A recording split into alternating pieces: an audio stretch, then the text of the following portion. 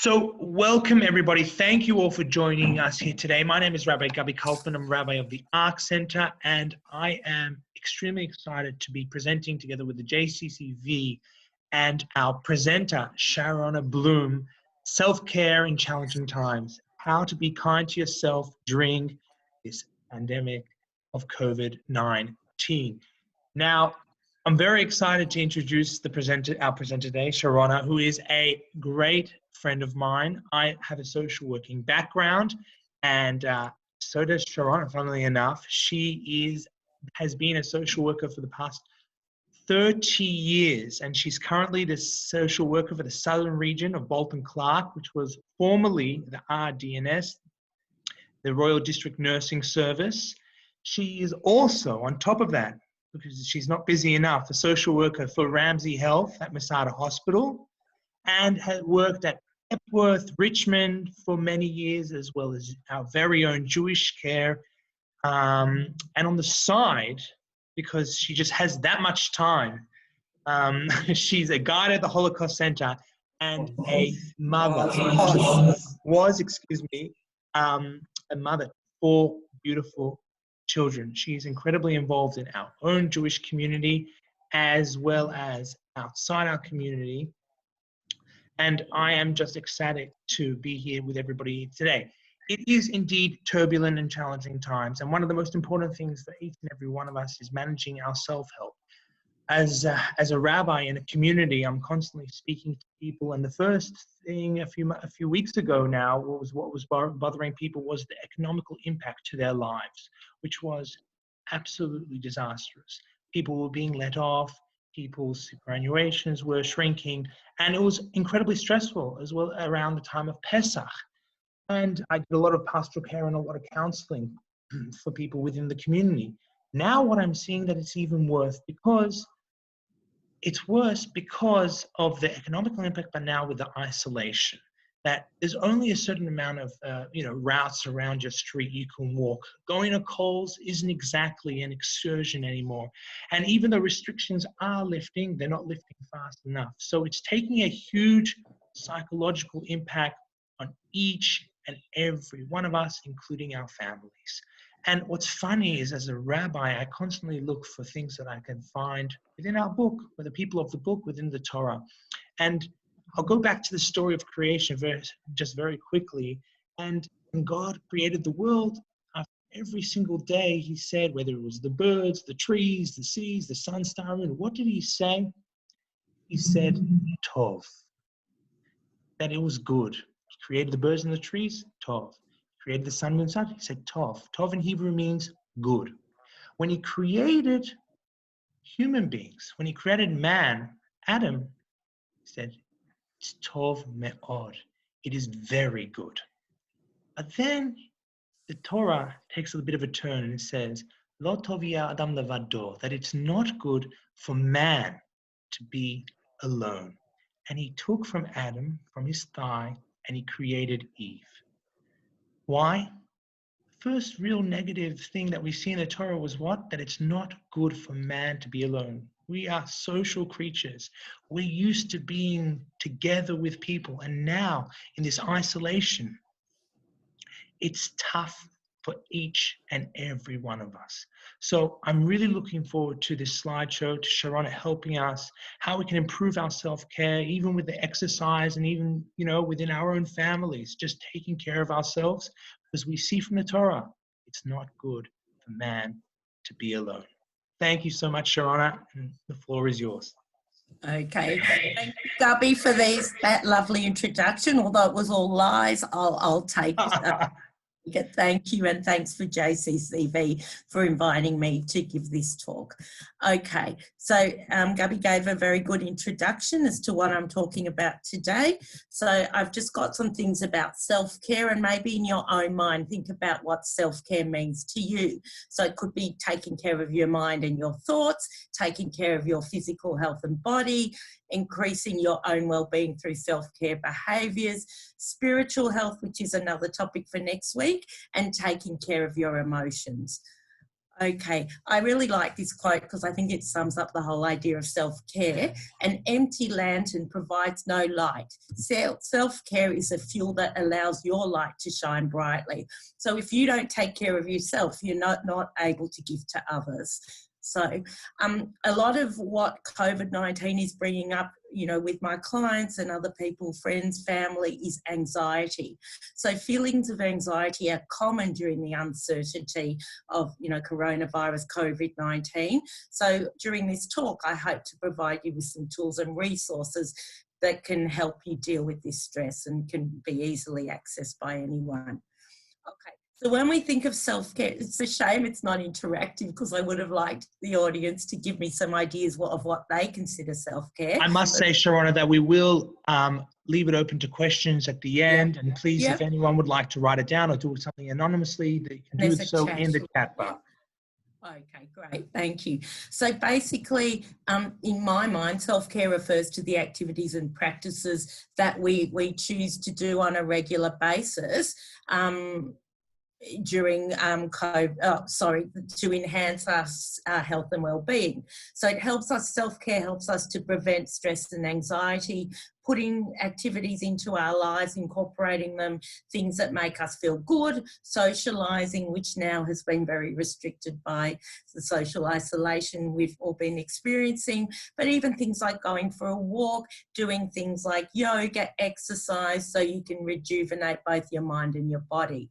So giving yourself time for yourself and doing things like good sleep, nutrition and activities that you enjoy brings more balance to your daily life and helps to deal with, you know, the stresses in your life. So I'll talk a bit more about that. So there's a saying, and everyone who's been on an aeroplane would have heard this many times: please put on your oxygen mask before helping others.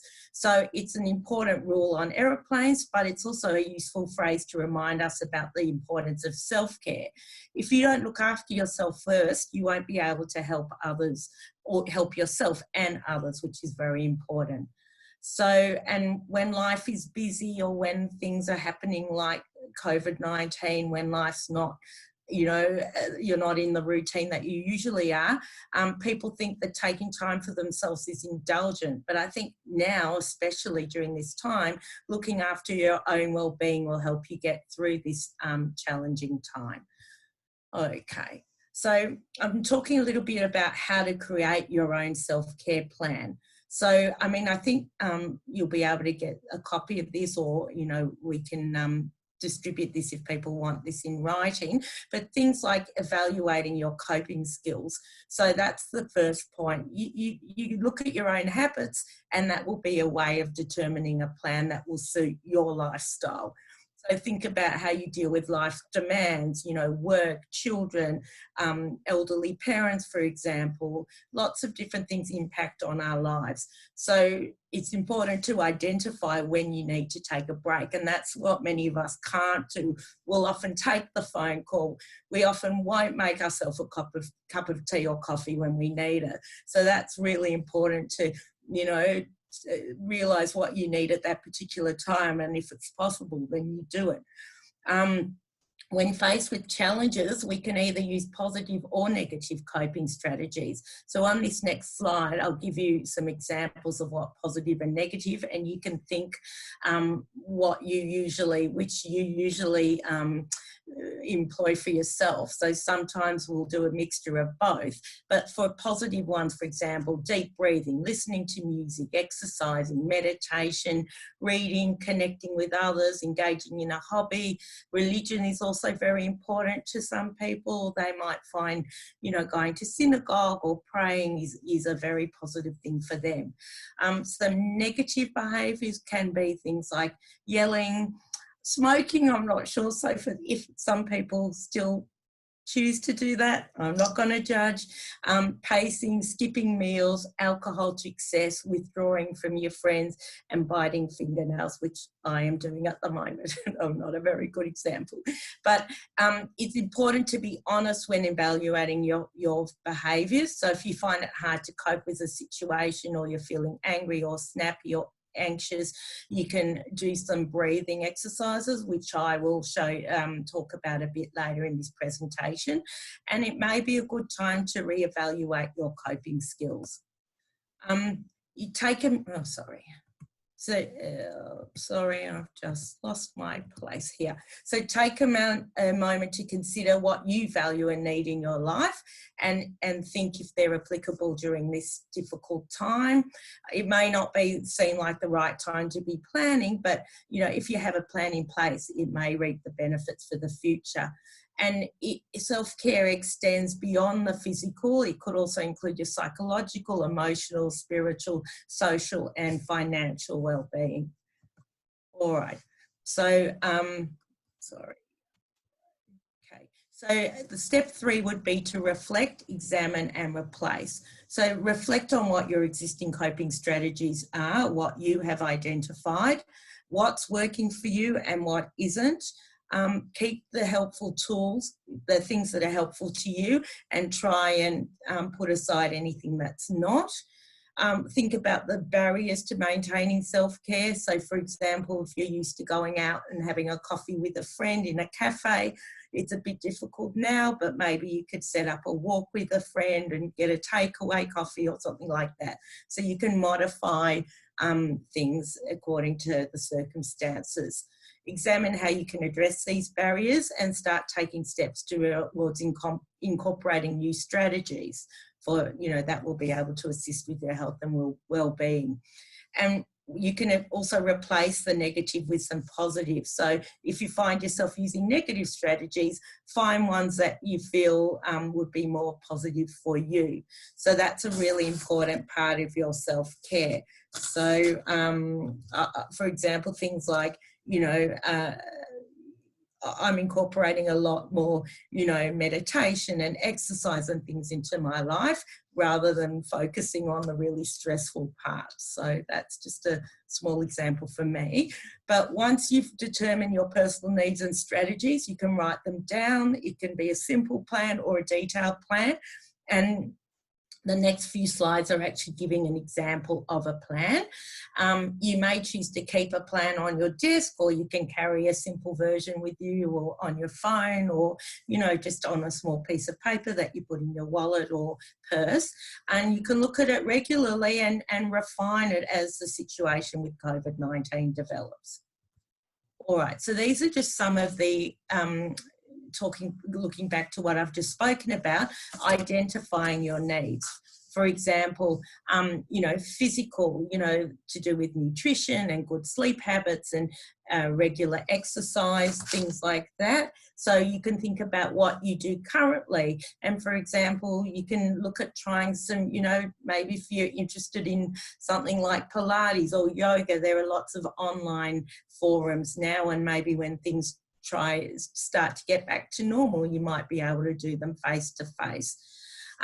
Emotional, you know, things like speaking to someone, if, you know, having a good friend maybe you can talk to, speaking to someone like a health professional, which I'll also cover down, and try and express your emotions in a healthy way.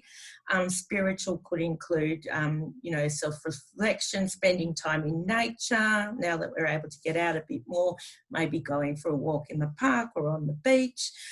Meditate, inspirational literature, things like those are really good to look at doing while we might have a bit more time on our hands. Professional in terms of work, as I said before, if you've got a full day of meetings online and you really need that coffee, try and just go into your kitchen, make yourself a cup of coffee, or if there's a phone call coming that's not urgent and that you feel you could call the person back later because you're not able to deal with it at the moment, then that would be a good strategy. Just not to overtax yourself if possible. Social, as I said, it's been difficult. We're not having, you know, some people haven't seen their elderly parents for, you know, during the course of this COVID-19. So a lot of people have been Zooming or, you know, but now hopefully you can make more time seeing family and friends if possible. And ask for support from family and friends if you feel that they're able to give it to you. Financial, I know a lot of businesses and individuals are going through a lot of financial stress. People might have their work hours reduced or not be able to, or don't have a job at the moment.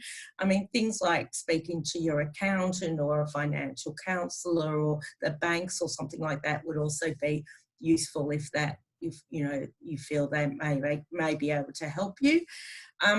Psychological, disconnect from electronic devices. For example, I keep Shabbat and I just wait for the day, Friday afternoon, where we can switch off our phones and have them off till, Saturday night. And it's amazing how my kids cope without their devices, and we have a lot more good family time together. So I think that's something that's, works well for us, but you might want to limit your devices for an hour or something if possible. So, just to have a more clear perspective.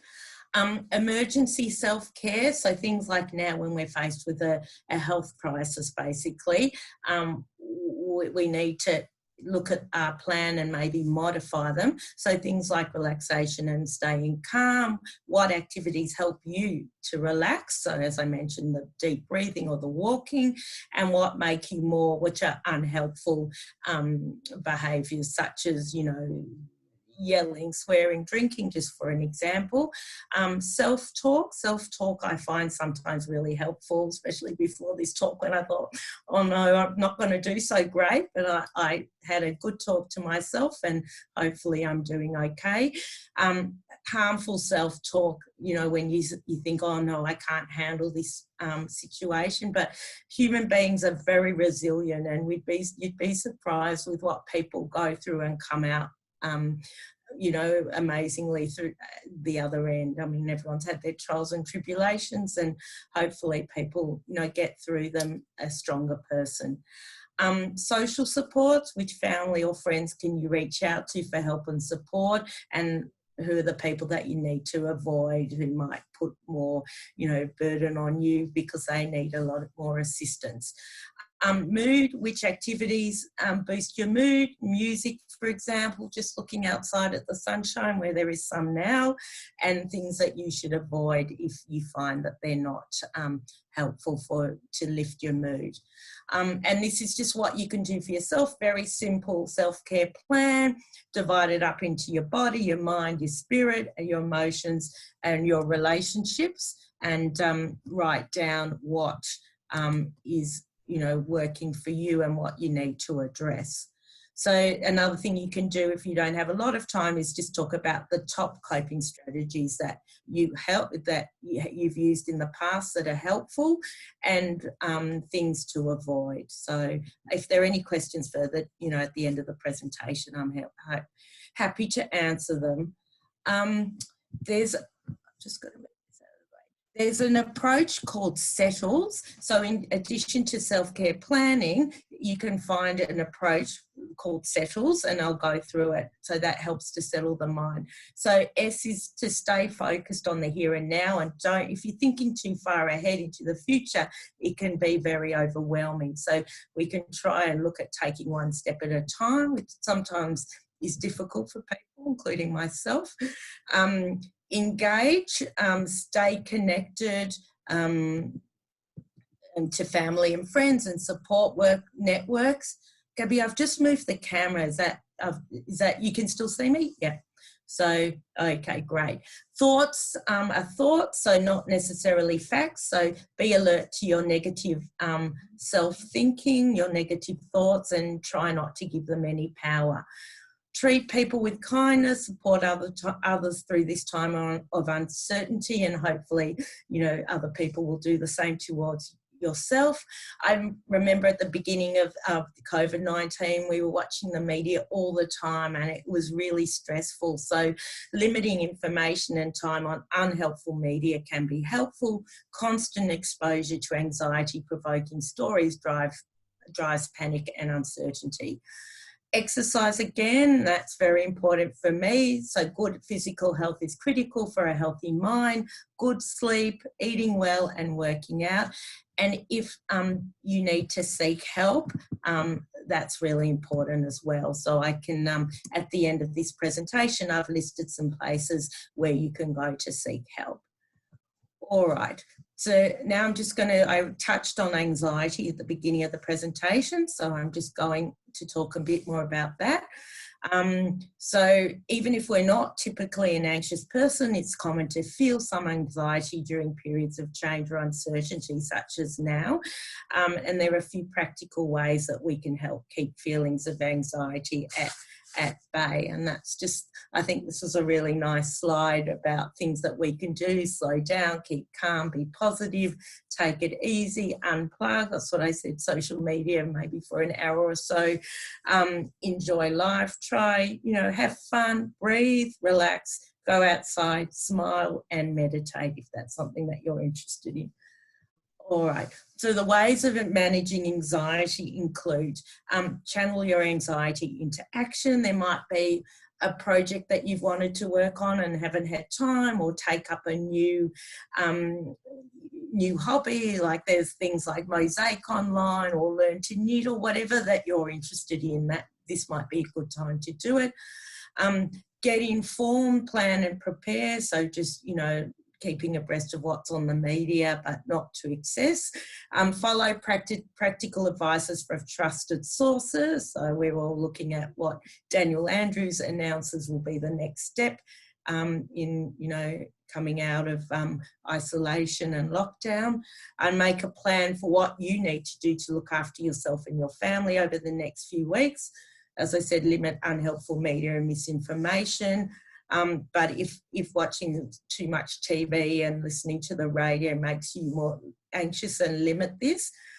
Stop or limit behaviours that fuel your anxiety, and keep track of when your anxiety actually increases. So if it's related to certain things like, searching coronavirus on Google, or panic buying, or talking to someone that, makes it more stressful for you than not, then these are the things that we can, limit.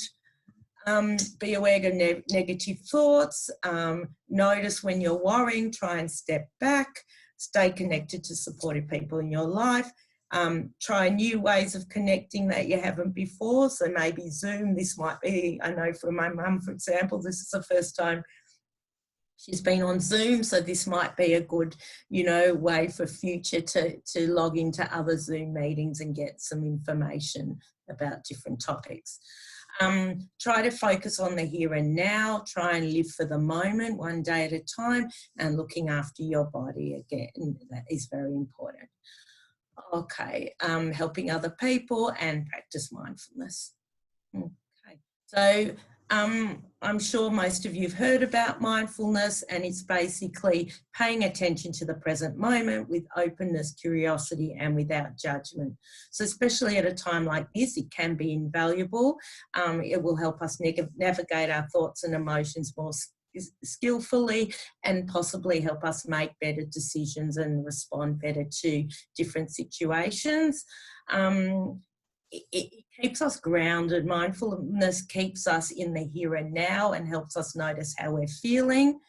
So if we're in immediate danger, for example, you have to deal with that. But if it's not immediate, take a step back and give your brain a break by settling and soothing your nervous system. And when we check back, we might be able to, be a bit calmer and able to look more objectively at a situation.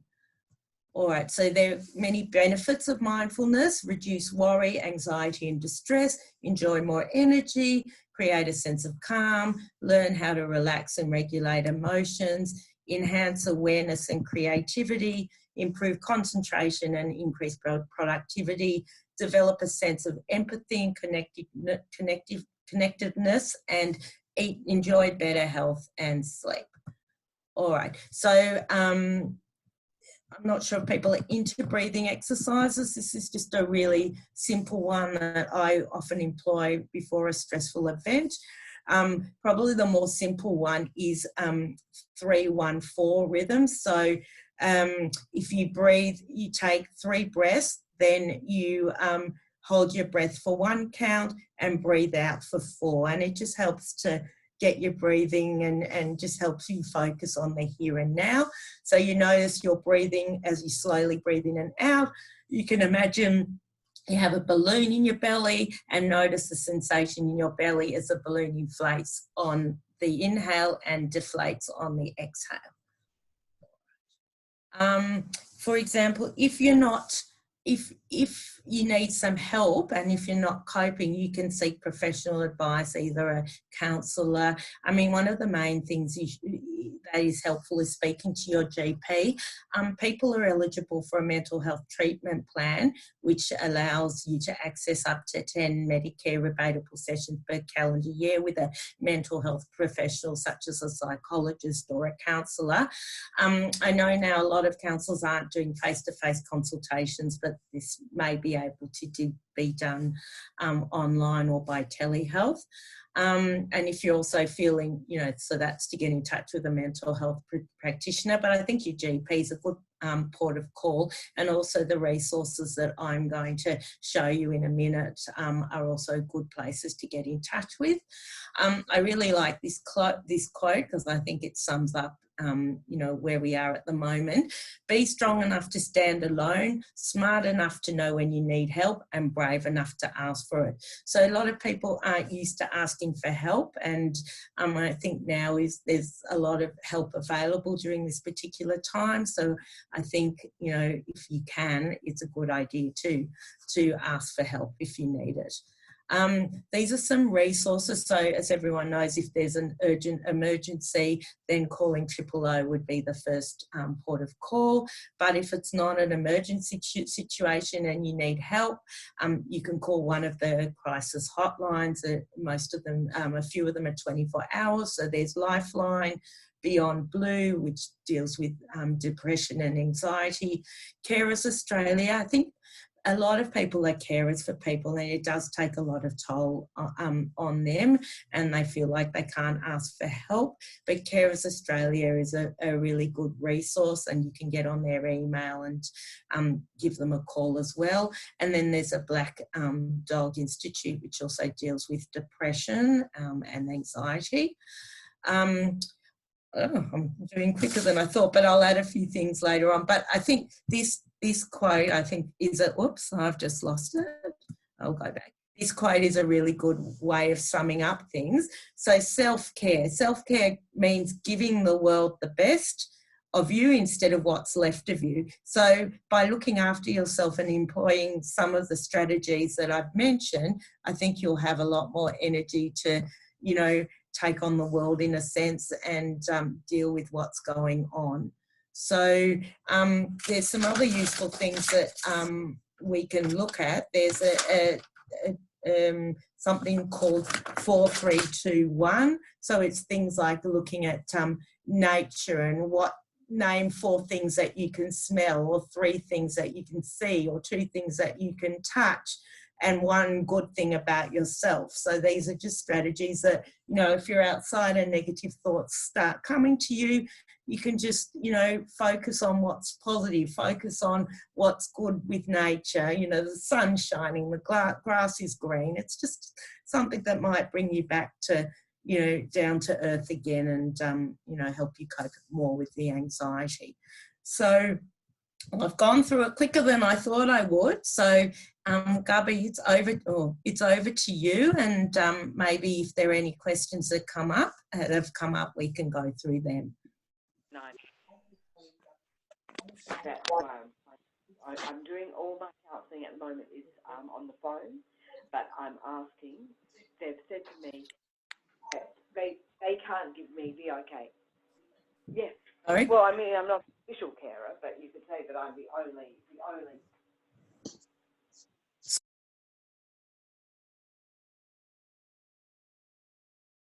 I'll unmute myself and I'll unmute you. Okay, I don't know if that I just heard some background noise. I was saying that thank you so much for this slideshow. It was fantastic.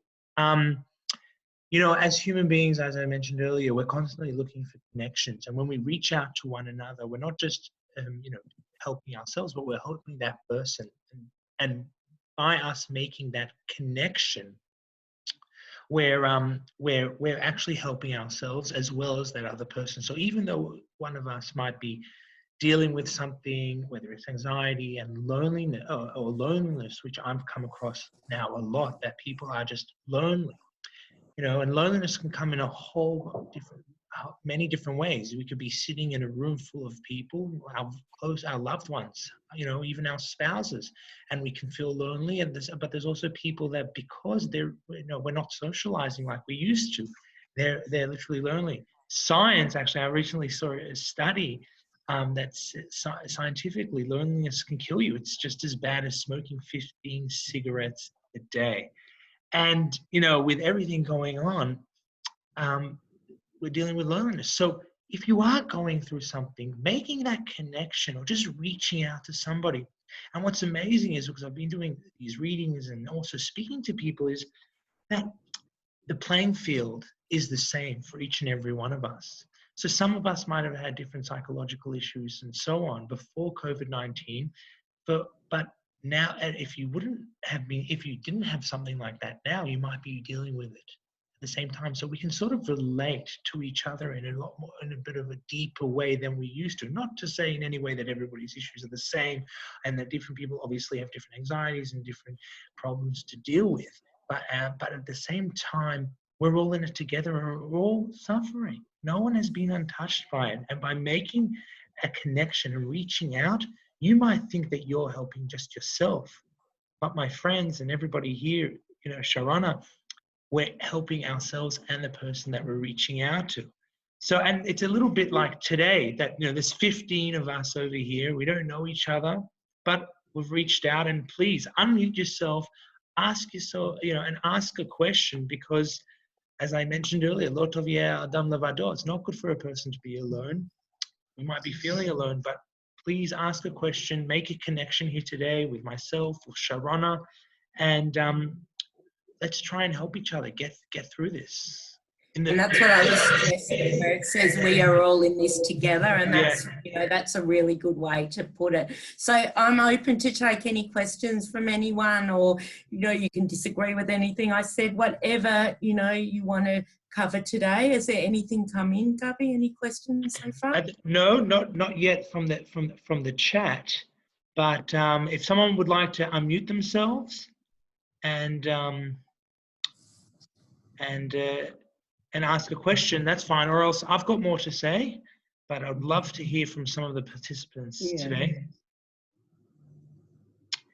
Sharona, I got a call on a Saturday night. As a rabbi from a community, you dread those Saturday night calls. Mm-hmm. During the week, it's fine. They're usually quite parav, as we say, quite neutral. But on Saturday night, something's really wrong. And I received a call from a family. Their mother had passed away on Shabbat. And it was in the height of the COVID, and all the restrictions. Exactly, all the restrictions. And this lady, she was 98 years old, a matriarch in her right. She had children, grandchildren, great-grandchildren. She survived German slave labor camps. And suddenly now, what are you going to tell them? 10 people, because of the COVID-19 restrictions, 10 people allowed in the chapel, and then 10 people plus a few extra outdoors at the actual burial. And one of the things that that's heart-wrenching, because this lady, this matriarch of this beautiful family, wasn't able to have the send-off that was really fitting for her. It was on a regular day. The chapel at the Chevra Kadisha would be packed. Hundreds of people would have been there to farewell her and send her off. But then there's something that it got me thinking. There's no Kaddish. There's no memorial prayer. There's no Shiva.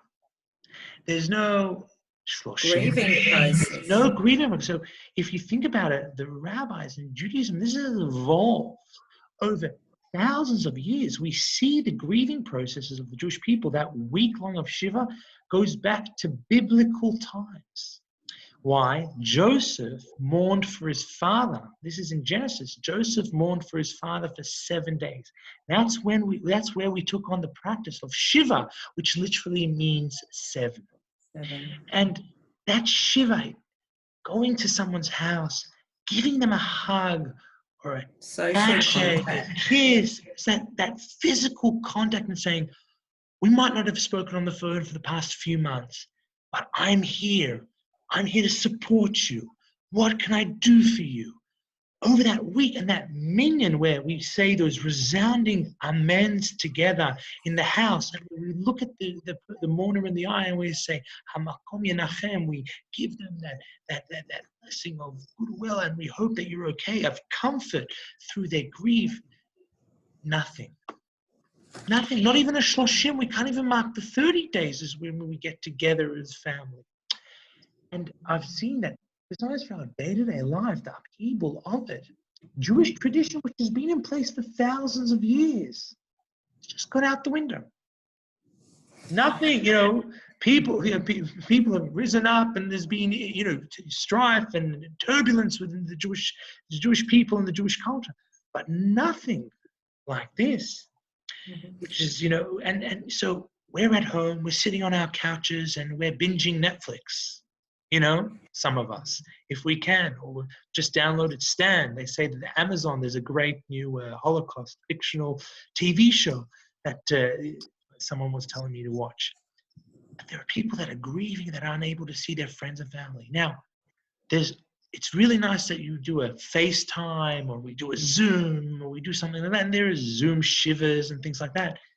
They don't exactly. They don't take the place of going to someone's house, dropping off food, looking them in the eyes, giving them a warm hug and saying, I'm here, what can I do for you? And this is just, sorry, yeah. No, that's, sorry to interrupt you. I just wanted to say that's what if I could take away anything from this talk, or my main message would be, connect with someone, seek some help if you need it. Yeah. I mean, and, from what Gubby says, it's so true about people being so isolated, especially now. And, I'm sure, the phone calls to all these helplines and things have really increased. But it is important that we seek help. And, yeah. I think that's what we yearn sometimes. We yearn that attention, that craving of human connection. Sometimes every fiber of our body is reaching, screams out for it. And if you are feeling isolated, which we physically are, we are isolated. And even though that now the restrictions have gone, and how many times are we going to have 5 people in our house, and every day is that going to happen, or is that even healthy? And if God forbid there is a second wave, there is a third wave, God forbid, then we're all going to go back to square one. Then the financial and psychological impact of being, the light at the end of the tunnel, when we're touching it, we're right there. We see that light of now 5 people allowed. We can have, our Shabbos meal with our friends or family. I can go for a walk with my friend or 2 friends.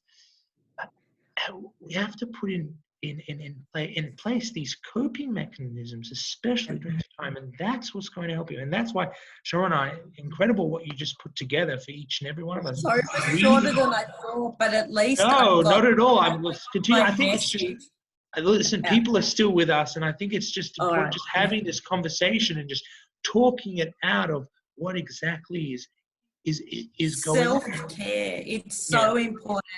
I am happy if anyone wants to, just contribute it. So you're all unmuted now. So someone just let us know. They're able to unmute themselves. Yeah. Can you see, I just want to ask, if I get an email, can you see that on the screen? Yeah, if you share it, if you put it, you'll be able to see it on the screen. No, if I just got an email in, for example, you couldn't see that. No, you can't see that. No. Okay, great. Yeah. So, I'm just encouraging people to just show us that you're there. If you found anything helpful, if anything triggered something for you, I mean, I can stay back and we can have a bit of a chat. There's some chats. Hang on. There's some chats. Hang on. All right. No worries. I realized that initially a good space in order to increase enjoyment in life. I would like to suggest the meaning, a lot for others does wonders for yourself. Concentrating on improving others' feelings in a great way to improve your own life. Concentrating what we miss out on is destructive. Please give us only positive information. Do not take up tears. Do not emphasize what we are missing. Yeah, and that's important to live in the moment. At the end of the day, we are missing things. We are missing, social our friends and things, and eventually that will all go back to to, you know, some semblance of normality. But, you know, in order to deal with the present, we've got to, everything brings up some grief in us. So the grief of not having, you know, the social contact that we have, I mean, it's important that we acknowledge that as well, what we are missing out on. You know, Sharona, what's Not all interesting doom and is, gloom. no, it's not. And I definitely miss my old world. I miss it like crazy. And I think I've got little children, and I thank God every day that this federal government made classified creche as an essential service. So I get to ship them off at creche, so I can do things like this and take care of my community on a daily basis. But what was missing before this reset was that glue, that it used to be that social fabric, and people used to, you know, be part of churches, you know, in a, you know, Jewish setting, but religious centers and synagogues and community centers, and that was sort of the cohesion of society. And over the past few decades, we've all moved away from that because we've said, you know, where do I find my community? We feel I find it right here. As a young person, if I wouldn't be involved in a community, then my community would be online. It would be on Facebook. It would be on YouTube. It would be on the different group chats on WhatsApp that I have. And we've seen society move away from that because, and hence memberships at synagogues and church, religious institutions, they've all gone down. They've all gone down. Suddenly now, when we're not together, we've gotten, what I've been hearing is zoomed out. And someone's just written, iPhone to everybody. Too much time trying to connect virtually can indeed exactly have a negative impact. And that affects our brain, that affects the way we think. There's also a huge underlying issues with the internet, with cyberbullying, and that, you know, this concept called frenemies. A frenemy is somebody on Facebook, like myself, that has 4 little children, that on Sunday morning, my entire house is smashed from Shabbat, obliterated. The kids have been playing the whole Shabbat. They're not able to go out. But what do? I go on Facebook and I get my wife to take a photo of me and my 4 picturesque children sitting and eating pancakes on a Sunday morning. Now, come on. My house is smashed to smithereens. No one's packed up anything. The dishes haven't been done from Shabbat. But I've just taken this beautiful Instagrammed photo or face and put it on Instagram and Facebook of me sitting with my 4 children eating pancakes like we're on holiday in the middle of the Bahamas. Everything's fine. Someone looks at that and they have anxiety because they've gone on Facebook and they said, what? My God, how is this man able to have 4 children all dressed perfectly, eating pancakes on a Sunday morning with me saying, me with the caption, what a perfect Sunday morning with the kids.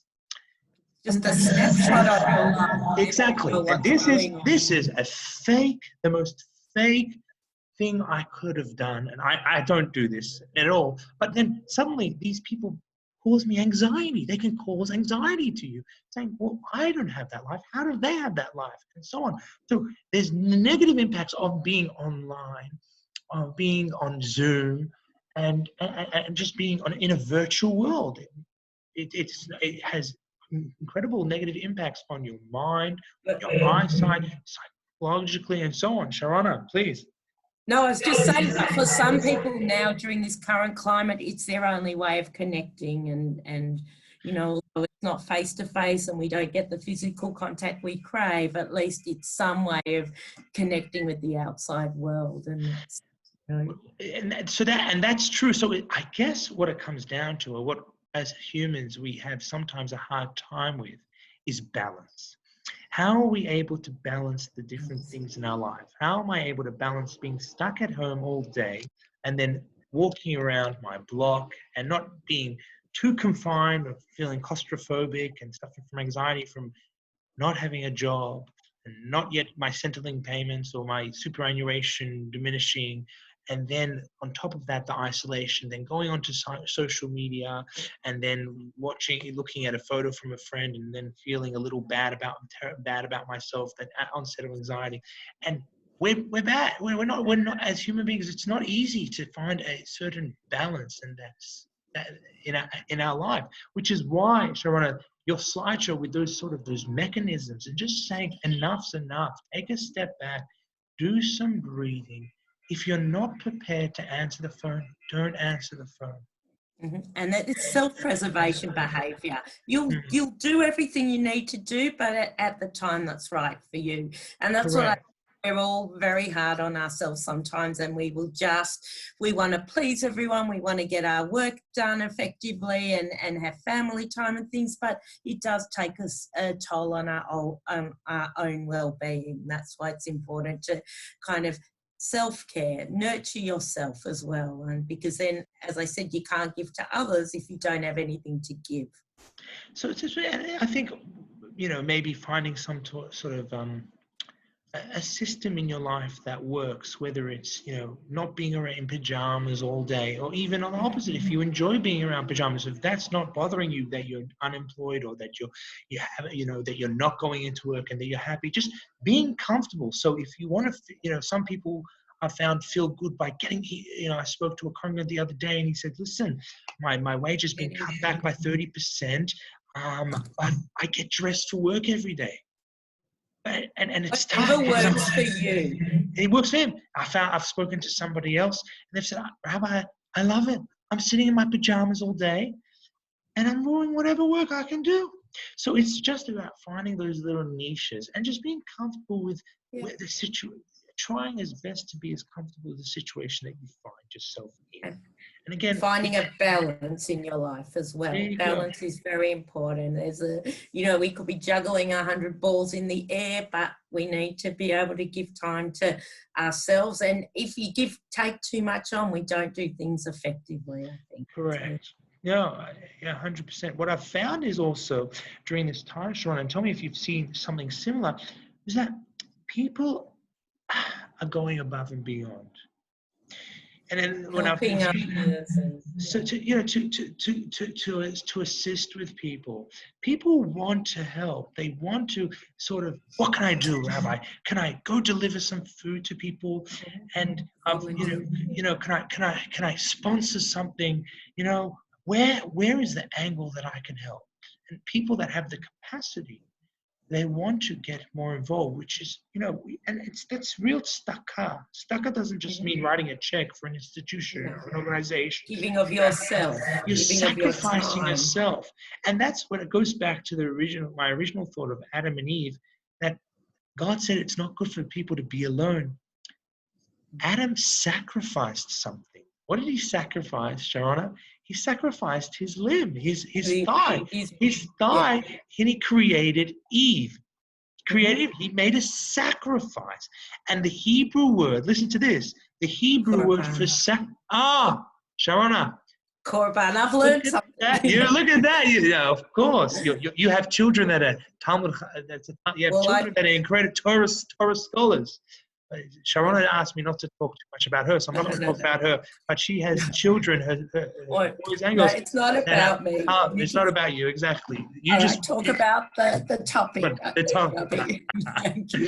But is the word korban, to become, which means to become sacrifice. But that also from the Hebrew word kiruv, to become close. That when we make that sacrifice and we go out of the way to assist somebody, even if we're not in the mood for it or we're not up to it at that time, but we think about it, even we're ready, there's the potential to do that. We become close to them. We become close. So korban and karov are similar. Exactly the same word. So we make a sacrifice to make a connection. That's sacrifice mean time. It might mean getting in your car and delivering some food. It might mean picking up that phone. And then as going back to my original thought of, you're helping yourself, and as well as this individual. Making that connection. And I think that's vital in the age and the time that we're living in. Now remember, this is historic. This is hopefully, God willing, this will be a once in a lifetime event. And who knows how much longer it will go for. But we must stay positive. We must find that balance. It's a struggle. It won't be easy, but there are sacrifices to make. And I'm sure by putting in different Strategies. strategies. Self-care, helping others. I think that's Exactly. what, Helping if ourselves we to can help take others. anything from it, is look after yourself so you can give to others. So that's No, 100%. And as I just want to reiterate that if you aren't feeling well and you are, you're having bad thoughts or whatever it is, go see your GP. You can even do it from your living room. You can call them up and say, I want a telehealth conference call. They're able to call you on Facebook. And they're able to call you on FaceTime or via video chat. It's bulk billed now. The government's opened that up. It's bulk billed, and you're able to ask them, as Sharona mentioned, for a mental health plan. That is 10 subsidized sessions seeing a psychologist. You're able also to say, sorry? If people need more information, they can just go message through JCCV. I might be able to give them some information. No, 100. And you said Black Dog, and we've got Lifeline. Yeah. We've got Black Dog Institute there, and ask people open-ended questions. Yeah, Beyond Blue. And when you are speaking to somebody, ask yourself firstly. It's healthy to get in touch with your own feelings. Check in with yourself, whether it's when you wake up in the morning or whether it's in the middle of the day. Just check in with yourself and say, well, how do I feel right now? What do I feel? And others, there's Are You OK Day in September, which is really important to focus on the welfare of others. So we should pretend that it's Are You OK Day for ourselves and for others every day. Exactly. And that's I can't stress that enough. That it's turbulent, it's stressful, we're anxious, but at the same time, we have the ability to work it out, to work through this. There's avenues. There's so many different ways that we can assist ourselves and the people around us. So my friends, Sharona, I guess they enjoyed listening to us.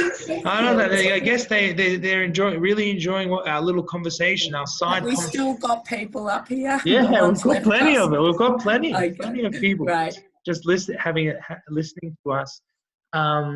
If you are struggling financially, there's the Jobseeker or the Jobkeeper, which has now been doubled, or the dole, previously known as the dole, which is now called the Jobseeker, is being doubled, so it's around about $1,100. Some Jewish organisations, the Melbourne Jewish Charity Fund, There's Jewish Care, which you're able to take in. Yeah, there's Jewish Care where you're able to take out a free interest loan up to $25,000. There are avenues, so there's no reason. Please don't lose hope. Don't feel alone. There's, as I said, we're all in this together, as the famous quote goes. So exactly. I originally, that was my original tagline to my congregants when they called me up, and I said, we haven't got any. Where are we going? I said, well, I've just lost my job. To go look for a new job. I didn't know what to say. Well, how do I console somebody that's going through something like this? There are no words.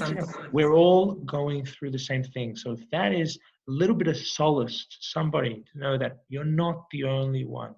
Or, some people, they think that they're the only one going through whichever issue it is. They might feel like that. At the moment, my friends, we're all going through it. We're all being hit. There's not one and of there's us help available. That's the important thing to know. There is help available. 100%. 100%. Okay. No more questions? No one wants Anyone else? No. Okay. No? Well, Sharona, I want to thank you for your time. I'm looking forward to next week, really. Give us a little bit of an intro to next week, Sharona.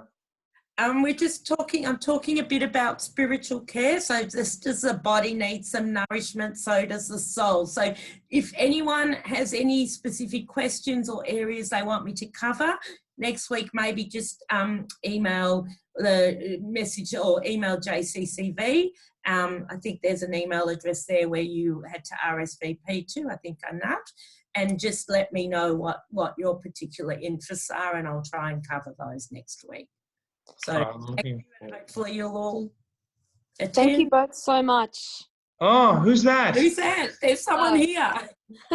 I just felt like I needed to say thank you because I don't, I don't want you guys to feel like no one's listening to you. We're all listening. We all appreciate your advice. Oh, that's really lovely. Thank you. That's really lovely. You just do take parts of this that suit you. You don't have to put everything into place, but I'm glad if we can help a few people or give them some other ways of dealing with, their self-care, then I think we've done a good job. And thank you. Definitely have. Appreciate you. Appreciate you saying that. Really, thank you. God bless. All right, thanks, guys. Be well. Thanks a lot. Everyone take care, and we'll see you next week. Gubby, stay. Bye-bye. Bye. Bye-bye. See you Thanks, guys. everyone. Bye. Bye. Bye. Bye. Is everyone? Hi, Michelle. Hi, how are you? That's my mum.